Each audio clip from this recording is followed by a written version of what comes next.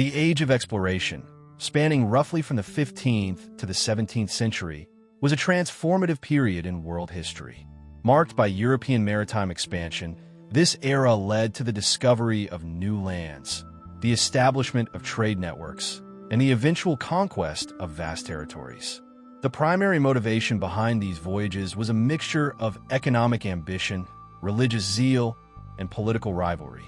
Nations such as Spain and Portugal sought to expand their influence beyond Europe, searching for wealth, trade routes, and opportunities to spread Christianity. Among the many figures who emerged from this period, Hernán Cortés remains one of the most controversial and influential. His expedition to Mexico and the subsequent conquest of the Aztec Empire altered the course of history, reshaping the political and cultural landscape of the New World. Spain, newly unified under the Catholic monarchs Ferdinand and Isabella, was one of the most aggressive participants in this global expansion. Following the success of Christopher Columbus' voyages to the Americas in 1492, Spain rapidly sought to establish its dominance over the newly encountered lands. The Treaty of Tordesillas, signed in 1494, divided the world between Spain and Portugal, granting Spain the rights to much of the Americas. Spanish explorers, known as conquistadors, set out to claim these lands for the crown, motivated by the promise of gold, glory, and the spread of Christianity. It was in this ambitious context that Hernán Cortés rose to prominence. Cortés' expedition to Mexico was part of a larger Spanish effort to extend its control over the indigenous civilizations of the Americas. Prior Spanish conquests in the Caribbean, including the subjugation of the Taino people in Hispaniola and the establishment of colonies in Cuba, served as models for future campaigns. The Spanish had developed a system of conquest that relied on a combination of military force, strategic alliances, and the exploitation of indigenous rivalries. Cortés, an ambitious and cunning leader, would apply these tactics on an unprecedented scale during his conquest of the Aztec Empire. The indigenous civilizations of Mesoamerica had flourished long before the arrival of the Spanish. The Aztecs, who dominated much of central Mexico in the early 16th century, had built a powerful and complex society. Their capital, Tenochtitlan, was one of the most impressive cities in the world at the time, featuring advanced engineering, aqueducts, marketplaces, and a vast system of tribute. However, despite their strength, the Aztecs had many enemies among neighboring peoples who resented their dominance and tribute demands. This internal division would prove to be a critical weakness that Cortés skillfully exploited. The Spanish conquest of Mexico was not merely a military operation, but also a cultural and ideological clash. The Spanish viewed themselves as superior to the indigenous peoples, seeing them as heathens in need of conversion to Christianity. This belief in European superiority justified, in the minds of the conquistadors, the often brutal methods used to subjugate native populations. However, the indigenous peoples were not passive victims. They resisted fiercely, employing both diplomacy and warfare to defend their way of life. The encounter between these two worlds was marked by both cooperation and conflict, ultimately resulting in the destruction of the Aztec Empire and the creation of New Spain. Hernán Cortés' story is one of ambition, adaptability, and ruthless determination. Unlike some other conquistadors, he was not born into nobility, but rose through skill, intelligence, and calculated risk-taking. His ability to navigate complex political landscapes, both in Spain and in the Americas, set him apart from many of his contemporaries. His conquest of Mexico was neither inevitable nor easy. It required careful planning, strategic alliances, and a willingness to take bold actions. Despite his success, Cortés remains a deeply polarizing figure. To some, he is a brilliant leader who achieved what seemed impossible, the overthrow of a mighty empire with only a few hundred men. To others, he is a symbol of European imperialism, responsible for the destruction of indigenous cultures and the suffering of countless people. The debate over his legacy continues to this day, with historians offering varying perspectives on his actions and their consequences. The conquest of Mexico also had far-reaching consequences beyond the immediate destruction of the Aztec Empire. It paved the way for Spanish colonization in the Americas, leading to the establishment of a vast empire that stretched from the southern United States to the tip of South America. The influx of wealth from the Americas transformed Spain into one of the most powerful nations of the 16th century, fueling further exploration and conquest. However, it also led to the exploitation and oppression of indigenous peoples, whose populations were devastated by disease, warfare, and forced labor. Understanding Cortés' story requires looking beyond the myth and legend that surround him. While he was undoubtedly a skilled strategist, his success was also shaped by larger historical forces, including the geopolitical ambitions of Spain, the internal divisions of the Aztec Empire, and the unintended consequences of European contact, such as the spread of disease. His actions must be examined within the broader context of the Age of Exploration, a time of both great discovery and immense human suffering. The life of Hernán Cortés began in 1485 in the town of Medellín, located in the region of Extremadura, Spain. He was born into a modest but noble family, which afforded him certain privileges, including access to education. His parents, Martín Cortés and Catalina Pizarro Altamirano, were of noble descent but not wealthy, meaning that young Hernán had to rely more on personal ambition than inherited wealth to advance in life. Growing up in a land shaped by the Reconquista, where Spanish Christians had recently expelled the Moors from the Iberian Peninsula, Cortés was exposed to a culture of conquest and expansion from an early age. This environment played a crucial role in shaping his worldview and aspirations. As a child, Cortés was reportedly intelligent and restless, showing signs of the boldness that would later define his career. His family enrolled him at the University of Salamanca, one of the most prestigious centers of learning in Spain at the time. There, he studied Latin, law, and some of the emerging sciences of navigation and geography. However, academic life did not hold his interest for long. After only a few years, he abandoned his studies, drawn instead to the allure of adventure and the opportunities that the newly discovered lands across the Atlantic promised. The late 15th and early 16th centuries were a period of great expansion for Spain, following the voyages of Christopher Columbus and the subsequent colonization of the Caribbean. The Spanish crown was eager to consolidate its control over the newly claimed territories, leading to a wave of expeditions to explore, conquer, and settle these lands. Inspired by tales of gold, exotic civilizations, and personal glory, Cortés decided to leave Spain to seek his fortune in the New World. In 1504, at the age of 19, he set sail for Hispaniola, the first major Spanish colony in the Americas. Upon arriving in Hispaniola, Cortés quickly integrated himself into colonial life. He initially served as a notary in the town of Azua, where he gained experience in administration and law. This position provided him with insight into the Spanish colonial system and allowed him to establish connections with influential figures. However, Cortés was not content with a bureaucratic role. He longed for greater challenges and opportunities for wealth and power. His restless ambition led him to participate in expeditions that sought to expand Spanish control over the Caribbean.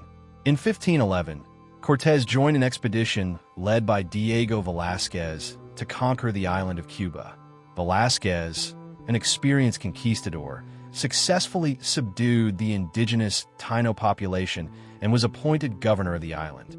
Cortés distinguished himself during the campaign, proving to be both a capable fighter and a shrewd strategist.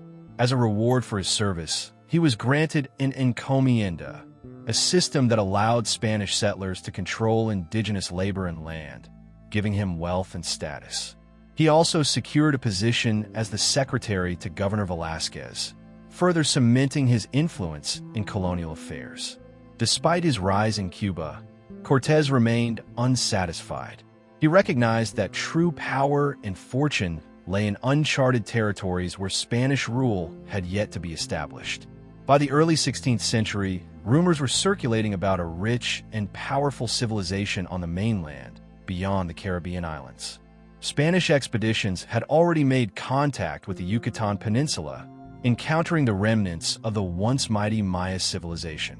These reports intrigued Cortés, fueling his ambition to lead an expedition to explore and conquer these unknown lands.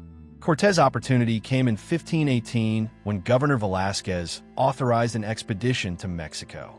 The governor initially entrusted Cortés with leading the mission, recognizing his leadership skills and determination. However, Velázquez soon grew wary of Cortés' growing independence and ambition.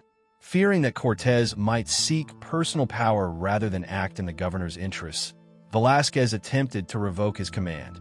Cortés, however, had no intention of relinquishing the opportunity. In an act of defiance, he hastily assembled his fleet and set sail before the governor could officially cancel the mission. This decision marked a turning point in Cortés' life.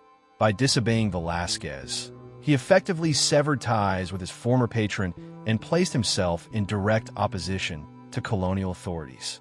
From this moment forward, Cortés was not merely an explorer on a sanctioned expedition.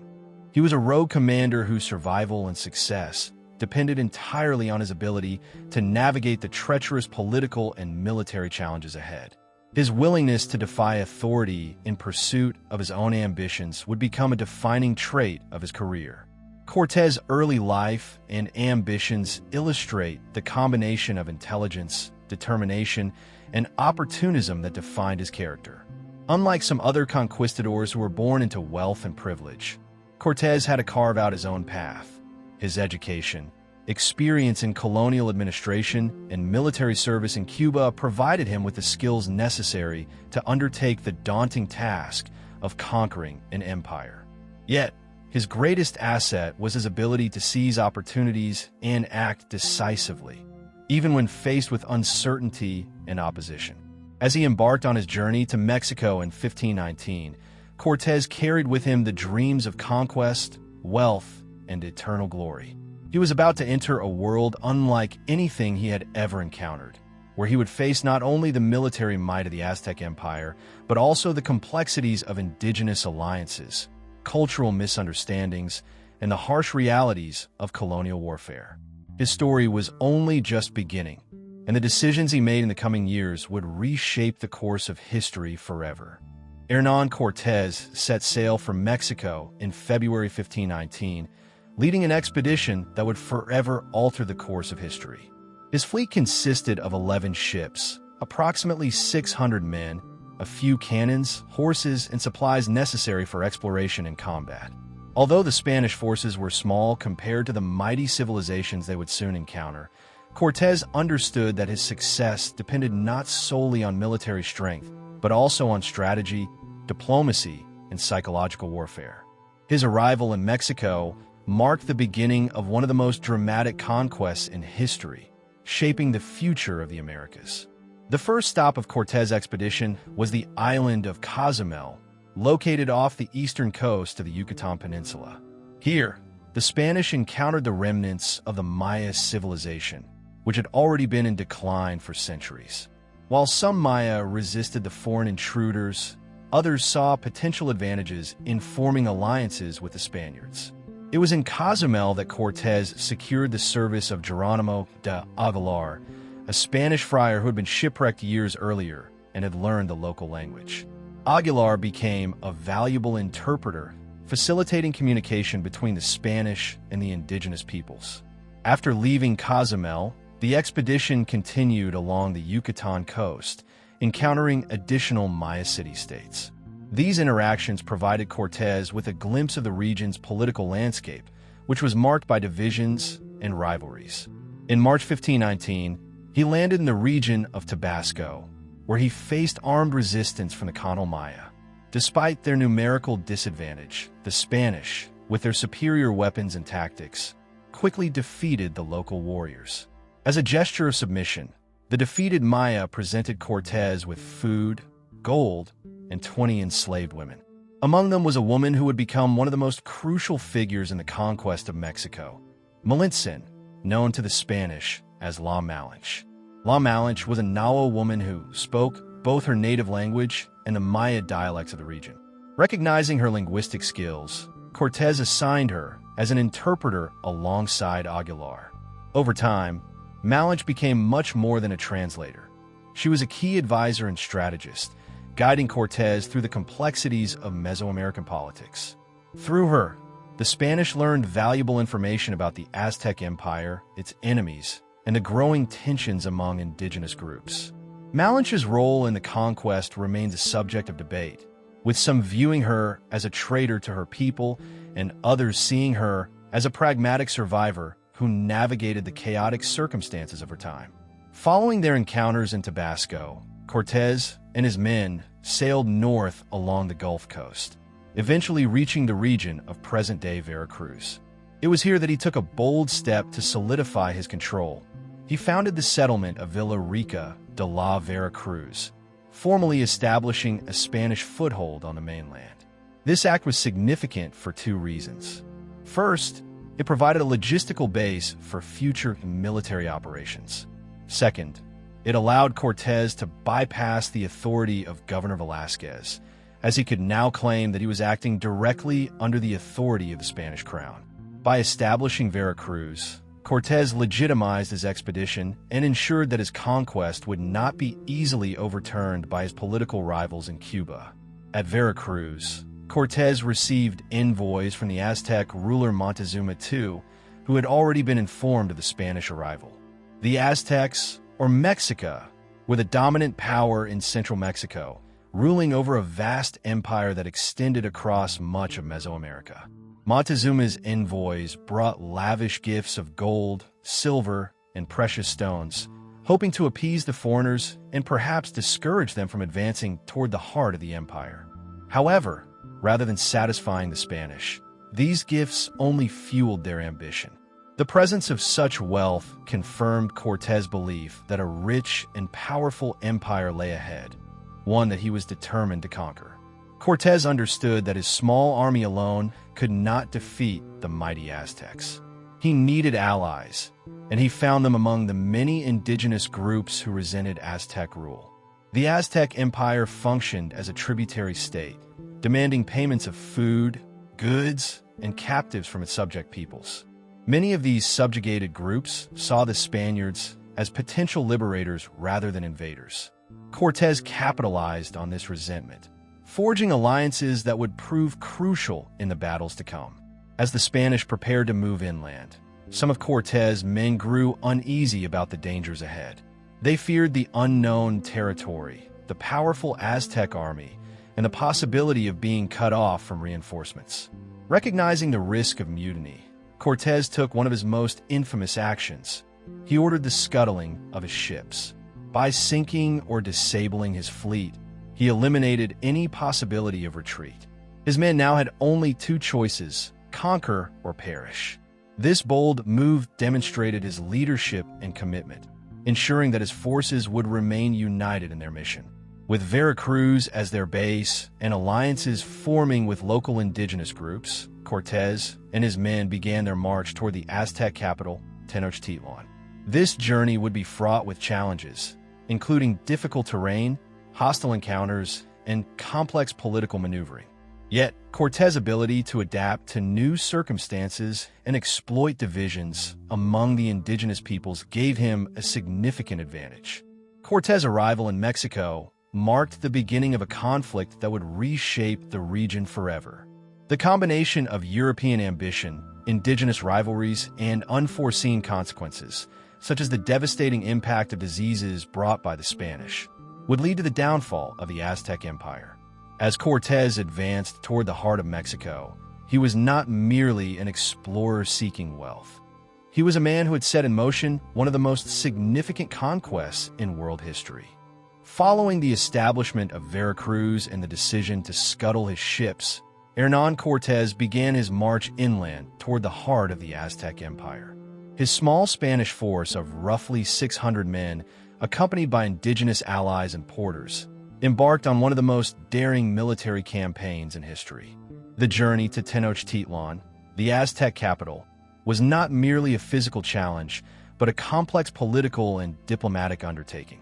To succeed, Cortés had to navigate a landscape of shifting alliances, powerful indigenous kingdoms, and the looming presence of the mighty Aztecs. One of the first significant encounters occurred with the Totonac people, a group that had long been under Aztec rule. The Totonacs resented the heavy tributes they were forced to pay to the Aztec Emperor Montezuma II and saw the Spanish as potential liberators. Cortés seized the opportunity to forge an alliance, promising protection in exchange for military and logistical support. This strategy of exploiting indigenous resentment toward the Aztecs became a key pillar of his campaign. The Totonacs provided valuable resources and warriors, strengthening the Spanish expedition. As the Spanish advanced further, they entered the territory of the Tlaxcalans, a fiercely independent confederation of city-states that had resisted Aztec domination for decades. Unlike the Totonacs, the Tlaxcalans initially viewed the Spaniards as invaders rather than allies. In September 1519, a series of intense battles erupted between Tlaxcalan warriors and Spanish forces. The fighting was brutal, with thousands of Tlaxcalans engaging in guerrilla-style combat against the Spanish. However, the superior weaponry and tactics of Cortés' forces ultimately forced the Tlaxcalans into a stalemate. Recognizing that continued resistance would be futile, the Tlaxcalans shifted their strategy and decided to negotiate. Cortés, understanding the value of Tlaxcalan warriors in his campaign against the Aztecs, welcomed the opportunity for an alliance. The negotiations resulted in a critical partnership, as the Tlaxcalans not only pledged military support, but also provided intelligence on Aztec strategies, terrain, and political dynamics. This alliance proved to be one of the most decisive factors in the eventual conquest of Tenochtitlan. With the Tlaxcalans as allies, Cortés resumed his march toward Tenochtitlan, stopping next in Cholula, one of the largest and most influential cities in Mesoamerica. Cholula was a religious and cultural center, closely allied with the Aztec Empire. Cortés, wary of possible betrayal, acted preemptively. Based on intelligence from his indigenous allies, he believed that the Colulans were secretly planning to ambush the Spanish. In response, he orchestrated a brutal massacre, killing thousands of Colulan warriors and civilians. This event, known as the Cholula Massacre, served as both a warning to other cities and a demonstration of Spanish power. It also deepened divisions among indigenous groups, further strengthening Cortés' position. As the Spanish neared Tenochtitlan, Montezuma too faced an immense dilemma. Reports of the Spanish victories and their growing alliance network alarmed the Aztec emperor. However, rather than immediately attacking the Spanish, Montezuma chose a more cautious approach. Influenced by omens, prophecies, and perhaps uncertainty about the true nature of the Spanish, he sent additional envoys bearing gifts of gold, hoping to appease Cortés. This decision only fueled Spanish ambition. Montezuma's hesitation, combined with his reliance on diplomacy rather than outright military force, contributed to the growing perception that the Aztecs were vulnerable. Finally, in November 1519, Cortés and his forces arrived at the gates of Tenochtitlan. The sight before them was unlike anything they had ever encountered. The city, built on an island in the middle of Lake Texcoco, was an architectural marvel, connected to the mainland by massive causeways. Its temples, palaces, and markets stood as a testament to the wealth and sophistication of the Aztec civilization. The Spaniards, despite their military experience, were awed by the scale and grandeur of Tenochtitlan, which rivaled the great cities of Europe. Montezuma, still hoping to avoid direct confrontation, welcomed the Spanish into his city as honored guests. He housed them in the palace of his late father and lavished them with gifts. While the exact reasons for Montezuma's hospitality remain debated, it is likely that he sought to keep the Spanish under close watch while assessing the threat they posed. Cortés, on the other hand, recognized the strategic advantage of being within the city's walls and carefully observed the inner workings of Aztec society. Despite the outward appearance of diplomacy, tensions were already beginning to rise. The Spanish, ever suspicious of treachery, took note of the city's defenses and the movement of Aztec warriors. At the same time, The presence of foreign invaders disturbed many Aztec nobles and priests, who pressured Montezuma to take decisive action. The fragile peace between the two sides would not last long. The march to Tenochtitlan had been a remarkable feat of military and political maneuvering. Cortés, through alliances, strategic violence, and psychological warfare, had overcome immense challenges to position himself within the heart of the Aztec Empire. However, being inside Tenochtitlan did not mean victory. The true test was yet to come, and the fate of both the Spanish and the Aztecs would soon be decided in a series of dramatic confrontations that would shape the future of Mexico. Upon their arrival in Tenochtitlan in November 1519, Hernán Cortés and his men were astonished by the city's grandeur. The capital of the Aztec Empire was an immense metropolis with complex infrastructure, elaborate temples, and bustling markets. Its system of canals and causeways, along with its towering pyramids, rivaled the greatest cities of Europe. Montezuma II, the Aztec emperor, received the Spaniards with hospitality, offering them gifts of gold and accommodations in the former palace of his father, Axayacatl. However, beneath this apparent diplomacy, tensions were simmering. The uneasy coexistence between the Spanish and the Aztecs was destined to collapse. Cortés quickly realized that while Montezuma was outwardly cordial, his position was precarious. The emperor faced pressure from his nobles and military leaders, many of whom viewed the Spanish as a serious threat. The Aztecs had a long tradition of warfare and conquest, and many warriors saw Cortés' forces as little more than invaders who needed to be eliminated. Despite this, Montezuma hesitated, possibly because of the various omens and prophecies that had circulated in the years before the Spanish arrival. Some believed that Cortés might be a divine figure, possibly the god Quetzalcoatl returning as foretold in ancient legends. This perception may have contributed to Montezuma's initial reluctance to use force against the foreigners. Cortés, ever the strategist, understood the precarious nature of his situation. He was vastly outnumbered, surrounded by a powerful enemy, and completely dependent on the goodwill of Montezuma. To gain control over the situation, he resorted to one of his boldest and most controversial moves, the capture of the emperor. In a calculated act of deception, Cortés invited Montezuma to the Spanish quarters and, under the pretext of discussing political matters, took him hostage. The emperor was forced to rule as a puppet under Spanish supervision, his authority severely undermined in the eyes of his own people. With Montezuma under his control, Cortés sought to govern the city through him, issuing orders in the emperor's name. However, this arrangement only deepened the resentment among the Aztecs. The nobility and priesthood, already skeptical of Montezuma's handling of the situation, viewed his captivity as a humiliation. Although Montezuma continued to act as if he were in power, it became evident to the population that he was no longer in control. The illusion of Aztec supremacy was beginning to crack, and unrest grew among the citizens of Tenochtitlan.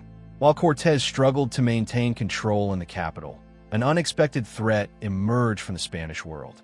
In April 1520, a fleet led by Pánfilo de Narváez arrived on the coast of Mexico, sent by Governor Diego Velázquez of Cuba.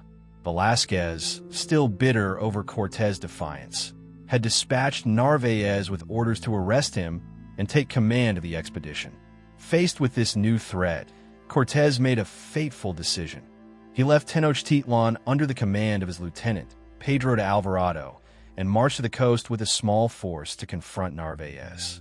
Cortés' departure proved to be disastrous for Spanish-Aztec relations. Alvarado, left in charge of Tenochtitlan, lacked the diplomatic skill and restraint of his commander. When rumors spread that the Aztecs were planning a rebellion, Alvarado responded with extreme violence. During the festival of Toxcatl, an important religious ceremony honoring the god Tezcatlipoca, Spanish troops attacked and massacred unarmed Aztec nobles and priests. This act of brutality, known as the Massacre of the Templo Mayor, enraged the population and triggered a full-scale uprising. The city, once a place of uneasy peace, was now on the brink of war. Meanwhile, Cortés had successfully defeated Narvaez, persuading many of his men to join his forces rather than fight against him. However, his victory was overshadowed by the crisis unfolding in Tenochtitlan. Upon receiving news of the massacre and the ensuing revolt, he hurried back to the city with reinforcements. By the time he returned in late June 1520, Tenochtitlan had transformed into a hostile and dangerous environment for the Spanish.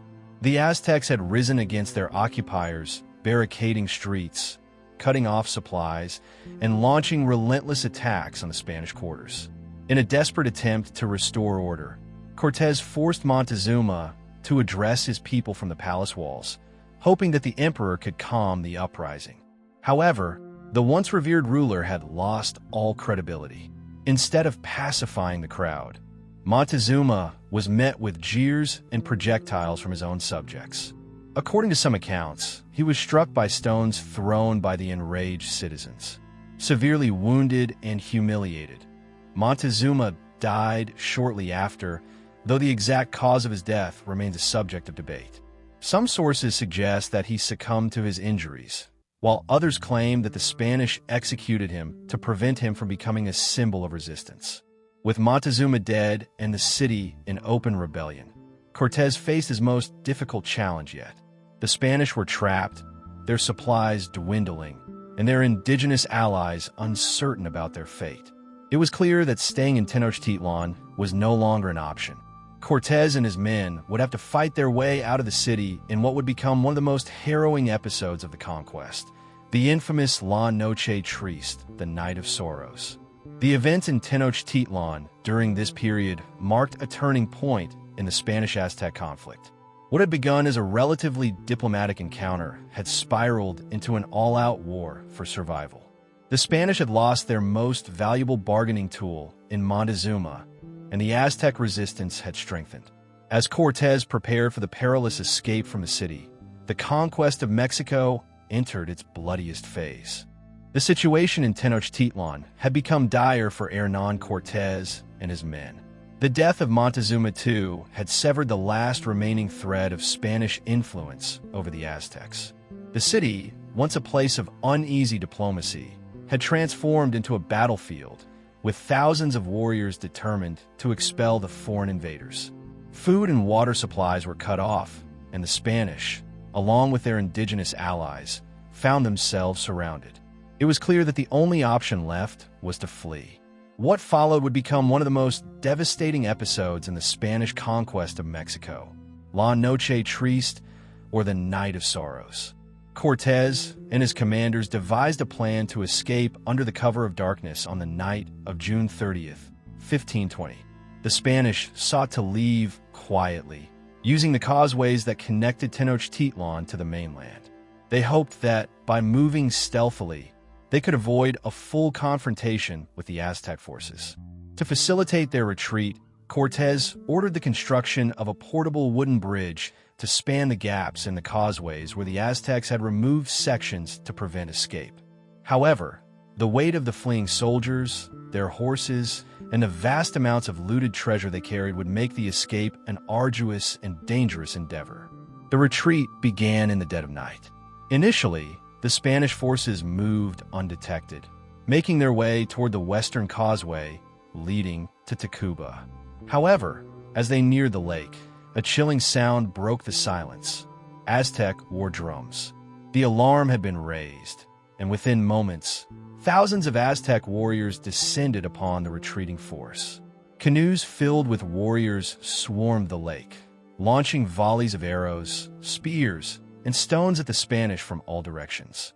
Chaos erupted as the retreat turned into a massacre. The narrow causeways, already difficult to navigate, became death traps. Many Spaniards, burdened with stolen gold and other treasures, found themselves unable to move quickly. Some chose to abandon their riches and fight for their lives, while others, driven by greed, refused to let go of their loot. This desperation proved fatal as the weight dragged them down when they fell into the lake. Many drowned or were captured by the Aztecs, who showed no mercy to their enemies.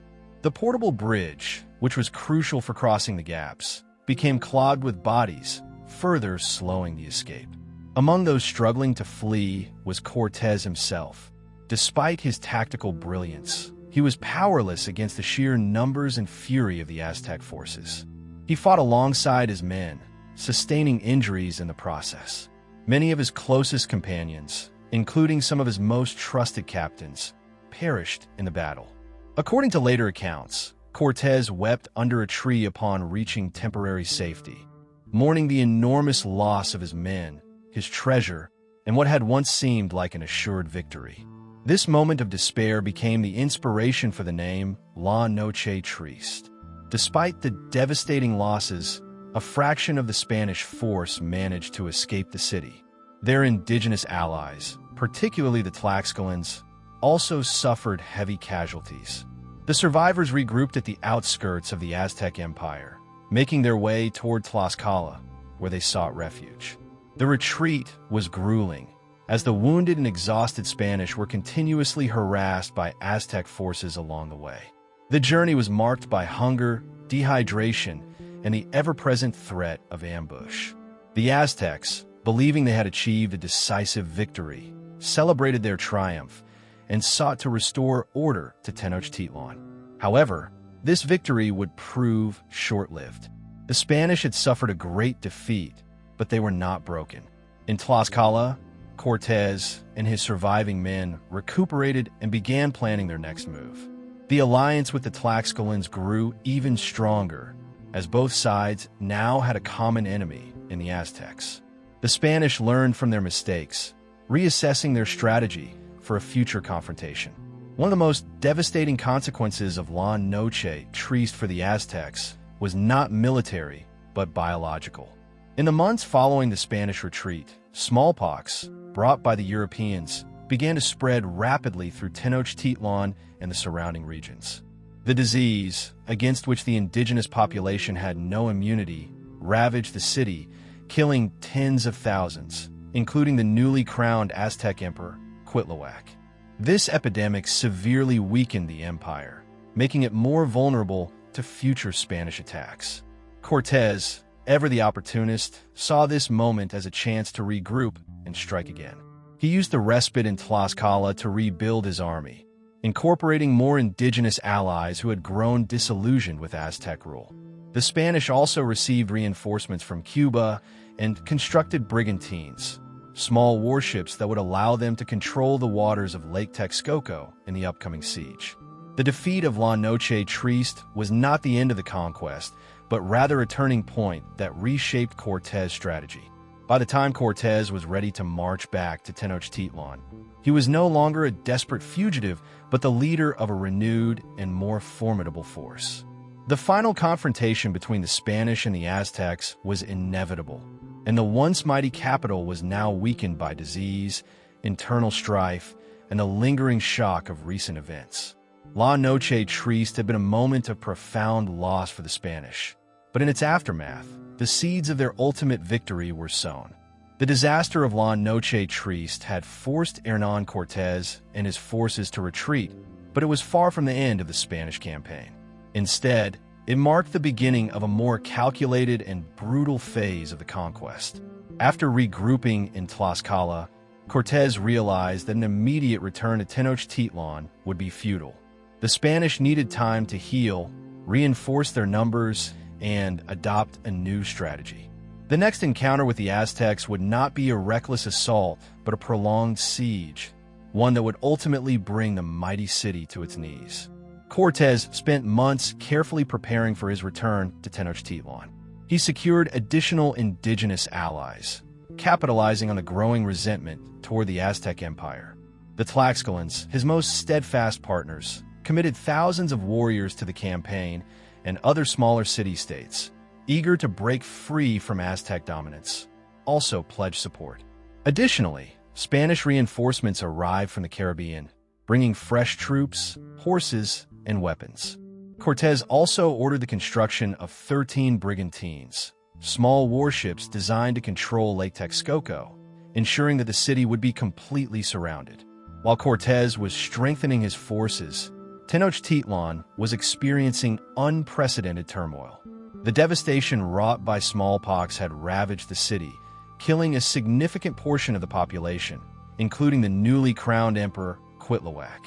He was succeeded by Cuauhtémoc, a young and determined leader who quickly reorganized the city's defenses and prepared for the inevitable Spanish assault. Unlike Montezuma, Cuauhtémoc had no illusions about appeasing the Spanish. He was committed to resisting them at all costs. Despite the heavy losses caused by disease, the Aztecs still possessed a formidable army, well-trained in urban warfare and highly motivated to expel the invaders. By April 1521, Cortés had finalized his battle plan. His strategy relied on three key elements: naval superiority, the destruction of the causeways, and a relentless blockade. The brigantines gave the Spanish complete control over the lake, cutting off Aztec supply routes and preventing reinforcements from reaching the city. Meanwhile, Spanish and indigenous forces launched coordinated attacks on the three main causeways, Tepeyac, Iztapalapa, and Tlacopan, that connected Tenochtitlan to the mainland. The goal was to systematically isolate the city, starving its population and forcing them into submission. The siege officially began in May 1521. The Spanish and their allies launched a relentless offensive, destroying aqueducts that provided fresh water to the city and blocking all major food supply routes. The Aztecs, despite their dire situation, fought back fiercely. They adapted their tactics, using their knowledge of the city's layout to set ambushes, construct barricades, and conduct night raids against the Spanish camps. Even with their superior weaponry, the Spanish struggled to advance, as the Aztecs used hit-and-run tactics to maximize damage while minimizing their own losses. One of the defining features of the siege was the brutality inflicted upon both sides. The Spanish, frustrated by the Aztec resistance, burned entire districts of the city, reducing neighborhoods to rubble. The indigenous allies, many of whom had suffered under Aztec rule, showed little mercy, slaughtering captured warriors and looting whatever they could. The Aztecs, in turn, captured Spanish soldiers and Tlaxcalan warriors, dragging them to the Templo Mayor, where they were sacrificed to the gods. The sight of their comrades being killed in ritual ceremonies horrified the Spanish, reinforcing their determination to annihilate the Aztec resistance. As the siege dragged on into July, the conditions in Tenochtitlan became increasingly desperate. With no fresh water and dwindling food supplies, starvation and disease began to take their toll on the population. Eyewitness accounts describe the city as a place of unimaginable suffering. Corpses lay unburied in the streets, the stench of death filled the air, and people resorted to eating whatever they could find, including grass, roots, and even leather. Despite the overwhelming hardship, Cuauhtémoc and his warriors refused to surrender, fighting with relentless determination until the very end. By early August 1521, the Spanish and their allies had gained control of most of the city. The once great capital was now a smoldering ruin, its temples and palaces reduced to rubble. Cuauhtémoc made a final attempt to escape by canoe across the lake, but he was captured by the Spanish. When brought before Cortés, he reportedly asked the Spanish commander to kill him honorably, refusing to beg for mercy. However, Cortés, recognizing Cuauhtémoc's symbolic importance, chose to keep him alive, using him to pacify the remaining Aztec resistance. On August 13, 1521, after nearly 3 months of siege, Tenochtitlan fell. The Spanish and their allies had achieved victory, but at an unimaginable cost. What had once been one of the most magnificent cities in the world was now little more than a pile of rubble, its population decimated by war, disease, and starvation. The fall of Tenochtitlan marked not only the end of the Aztec Empire, but also the beginning of a new chapter in Mexican history, one of Spanish colonial rule and profound cultural transformation. Despite his victory, Cortés knew that his work was far from over. The conquest of Mexico was not just about defeating Tenochtitlan. It required the consolidation of Spanish control over the entire region. Resistance would continue in various parts of the former Aztec Empire, and new challenges awaited the Spanish as they began the process of building a colonial administration. However, with the fall of the Aztec capital, the fate of Mesoamerica had been irrevocably changed, and Spanish dominance was now firmly established. The fall of Tenochtitlan on August 13, 1521, marked the definitive end of the Aztec Empire, but it was only the beginning of a new era of Spanish rule in Mesoamerica. Although Hernán Cortés had achieved his military objective, the task of consolidating control over the vast and diverse territories of the former empire proved to be a far more complex and enduring challenge. The Spanish had to address immediate concerns, such as pacifying remaining resistance, organizing governance, and integrating the indigenous population into the colonial structure. This process laid the foundations for what would become New Spain, a vast colony that would shape the history of the Americas for centuries. The destruction of Tenochtitlan had left the region in ruins. The once thriving city, with its intricate network of canals, temples, and palaces, was now a wasteland of rubble and corpses. The population had been devastated not only by war, but also by smallpox, which had spread with terrifying speed in the months leading up to the final siege. The few survivors, many of whom were starving and sick, found themselves under the rule of a foreign power whose customs, language, and religion were completely unfamiliar. Cortés understood that if Spanish control was to be maintained, it was not enough to defeat the Aztecs militarily. He had to establish a new political, economic, and social order. One of Cortés' first decisions was to rebuild Tenochtitlan and transform it into the capital of the new Spanish colony. The ruins of the city provided the materials needed for construction, and within a few years, a new settlement, Mexico City, began to take shape. Spanish architects and laborers, assisted by indigenous workers, erected churches, administrative buildings, and homes for Spanish settlers. The Templo Mayor, the spiritual heart of the Aztec world, was torn down, and in its place, the Spaniards constructed the Metropolitan Cathedral, a symbolic act of religious and political dominance. This marked the beginning of a new colonial urban structure that would replace the indigenous city. Cortés also faced the challenge of governing the vast territories that had once been under Aztec rule.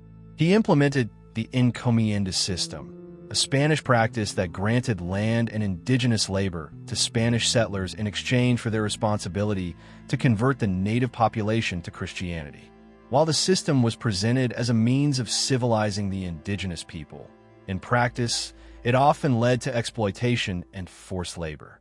Many Spaniards saw the indigenous population as a source of wealth, treating them as a workforce to extract agricultural and mineral resources. This exploitation soon sparked debates, even within Spain, about the treatment of indigenous peoples.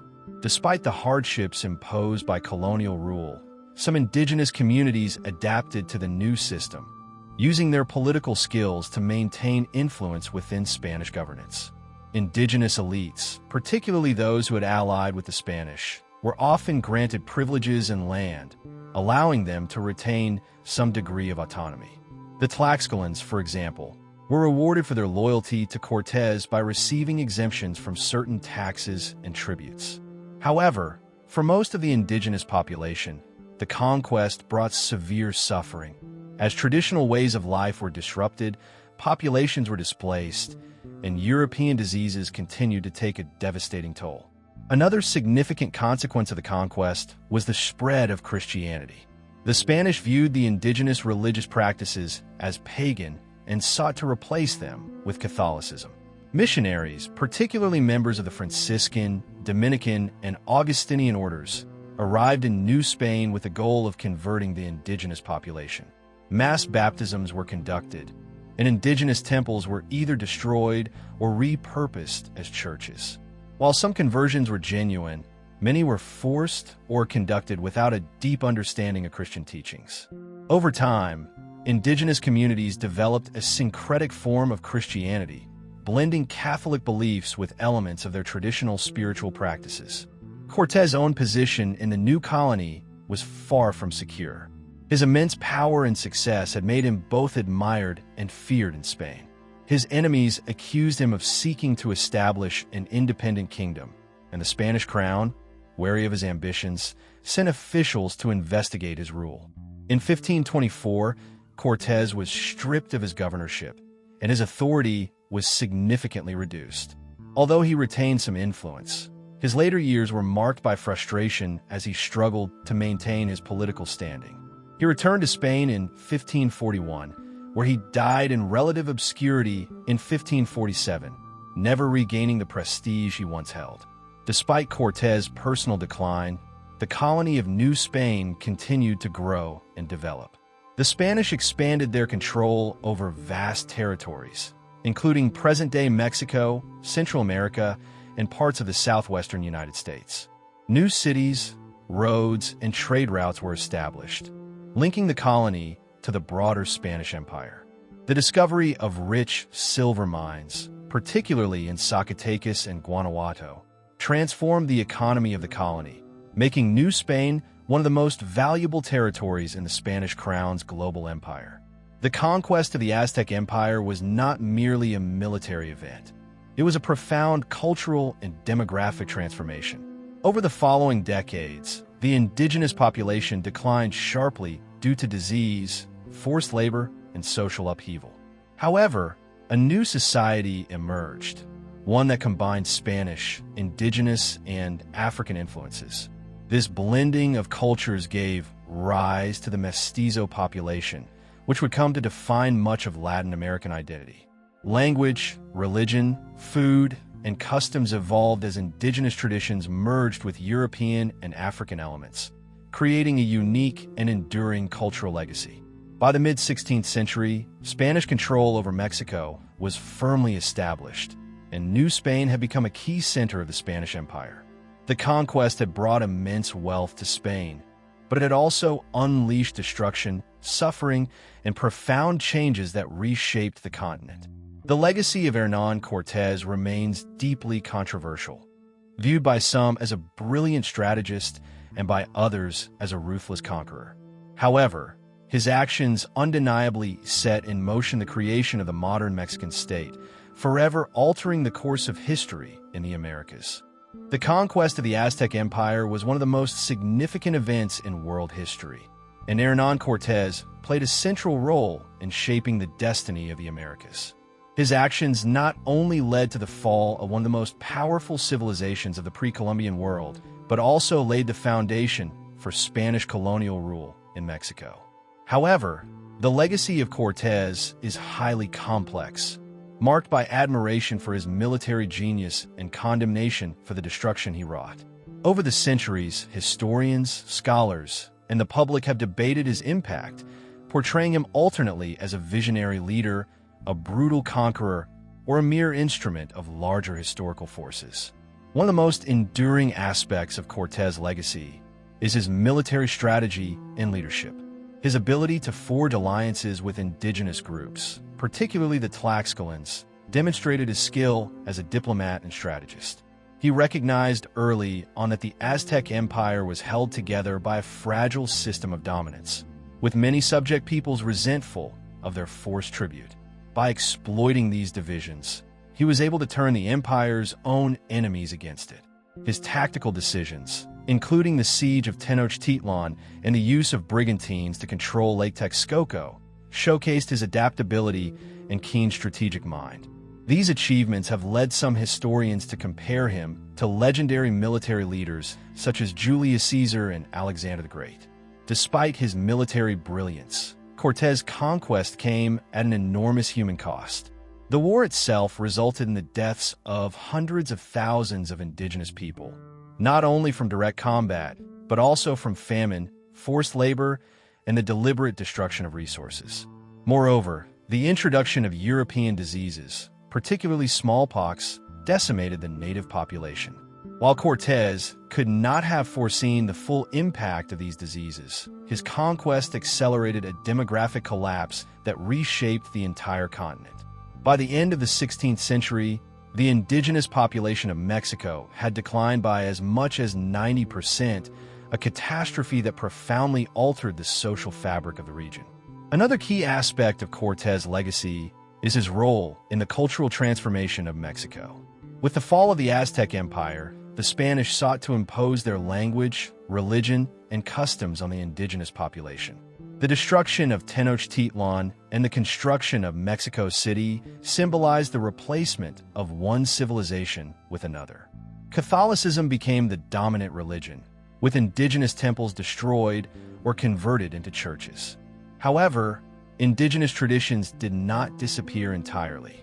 Instead, they merged with Spanish customs, creating a unique mestizo culture that continues to define Mexico to this day.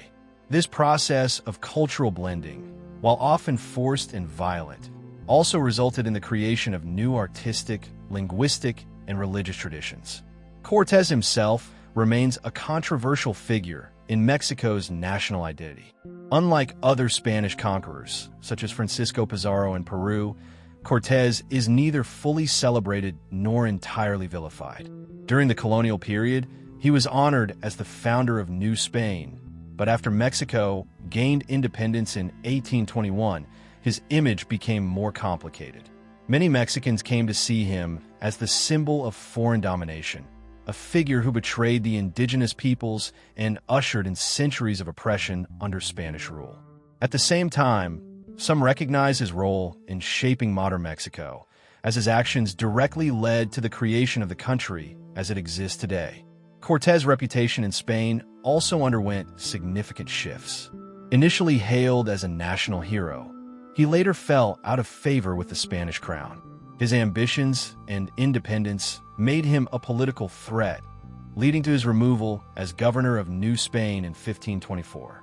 Although he continued to serve Spain in various military campaigns, including an expedition to Honduras and later explorations in the Pacific, he never regained the power he once held. Upon returning to Spain, he found himself largely ignored by the royal court, despite his requests for recognition and financial compensation. He died in 1547, feeling unappreciated and sidelined, a stark contrast to his earlier glory.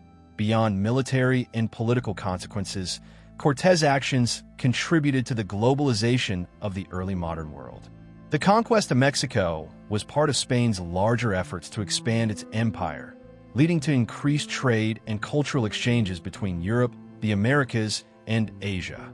The silver mines of New Spain became a crucial part of the Spanish economy, funding further conquests and enabling Spain to become one of the most powerful nations of the 16th century. The introduction of American crops, such as corn, tomatoes, and cacao to Europe transformed diets and economies, while European goods and animals, including horses, radically changed indigenous ways of life. In modern historiography, views on Cortés have continued to evolve.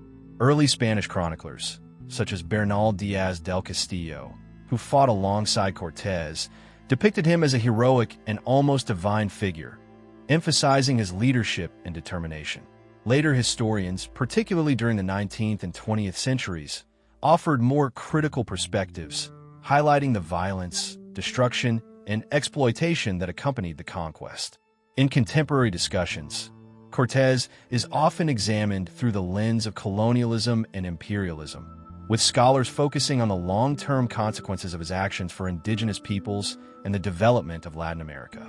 Today, the legacy of Hernán Cortés is present in Mexico's cultural and historical consciousness. Streets, statues, and landmarks bearing his name exist, but they are often met with controversy and debate.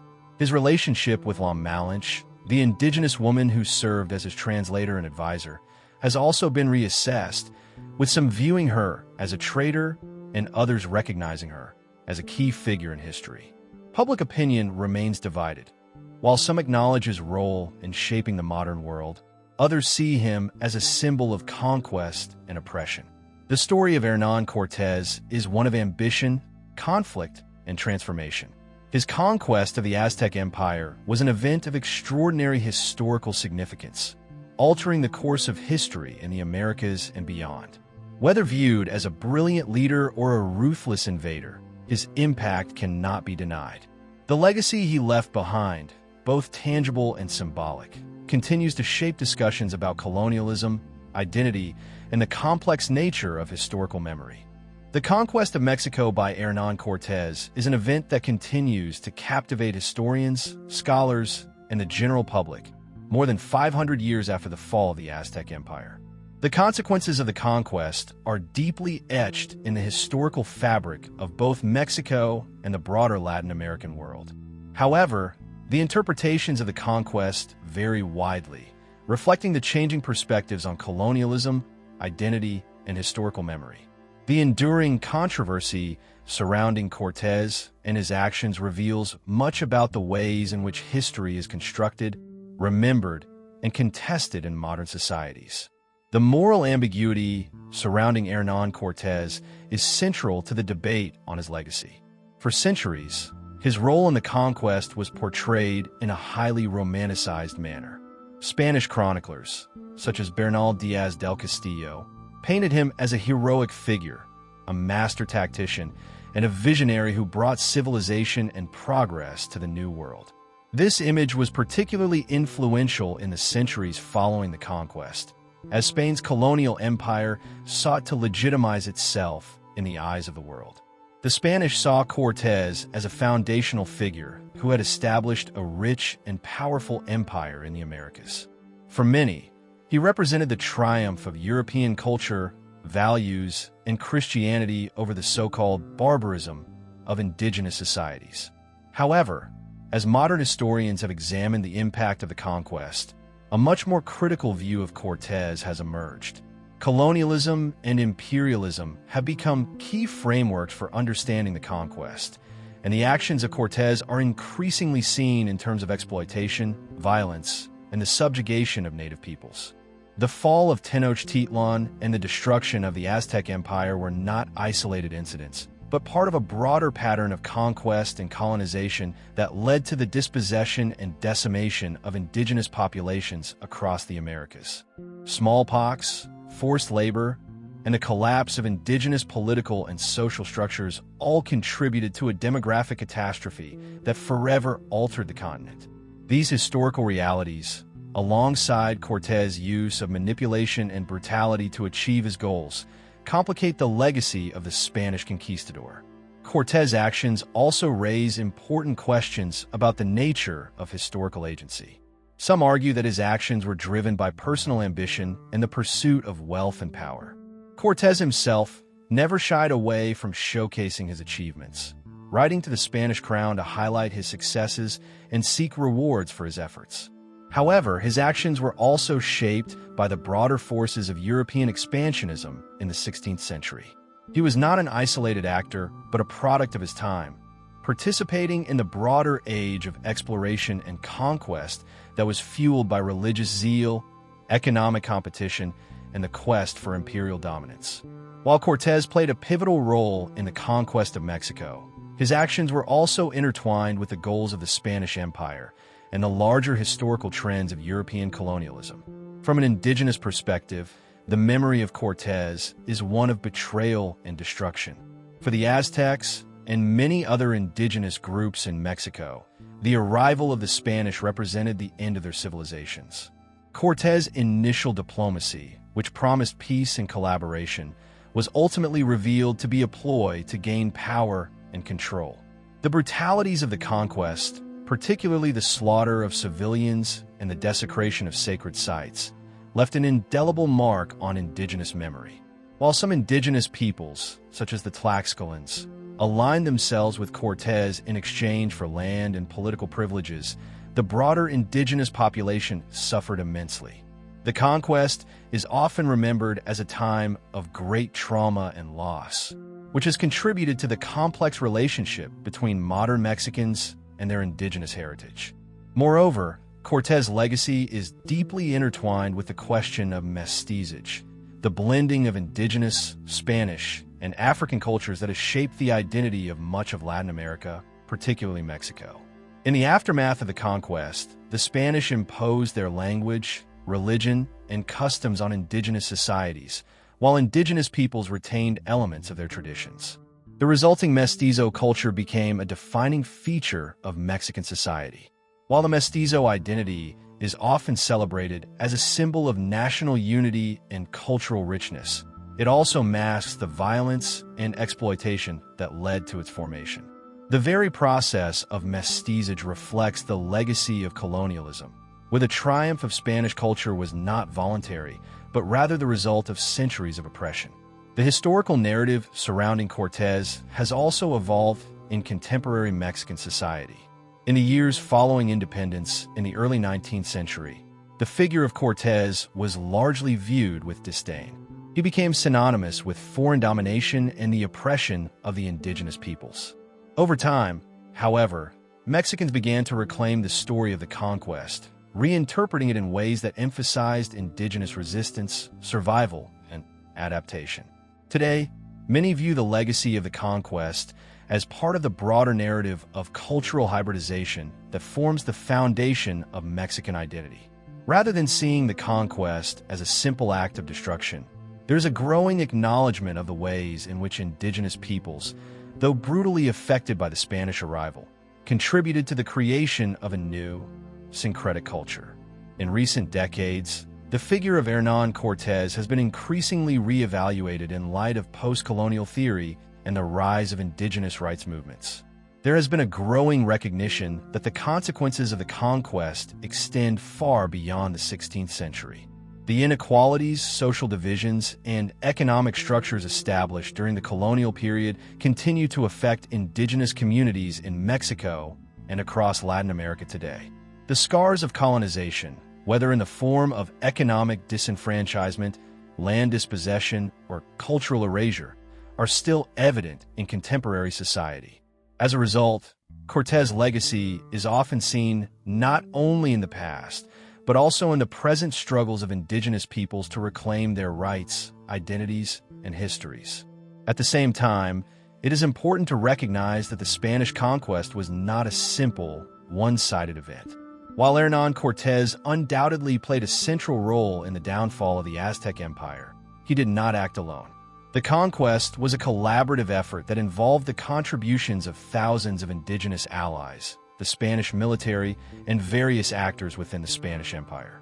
The factors leading to the fall of the Aztec Empire were multifaceted and complex, involving internal divisions within the Aztec society, the role of disease, and the geopolitical context of European expansion. As such, the story of the conquest is one of multiple actors, motivations, and outcomes, each shaping the legacy of Hernán Cortés in different ways. The conquest of Mexico and the figure of Hernán Cortés remain powerful symbols of the complexities of colonial history. His legacy is marked by both admiration for his military accomplishments and condemnation for the destruction he wrought.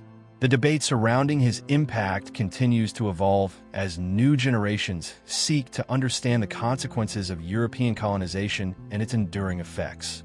Whether viewed as a conqueror, a hero, or a villain, Cortés remains a pivotal figure in the history of the Americas. His actions set in motion a process of change and transformation that irrevocably shaped the social, cultural, and political landscape of the New World, and his legacy will continue to resonate for centuries to come.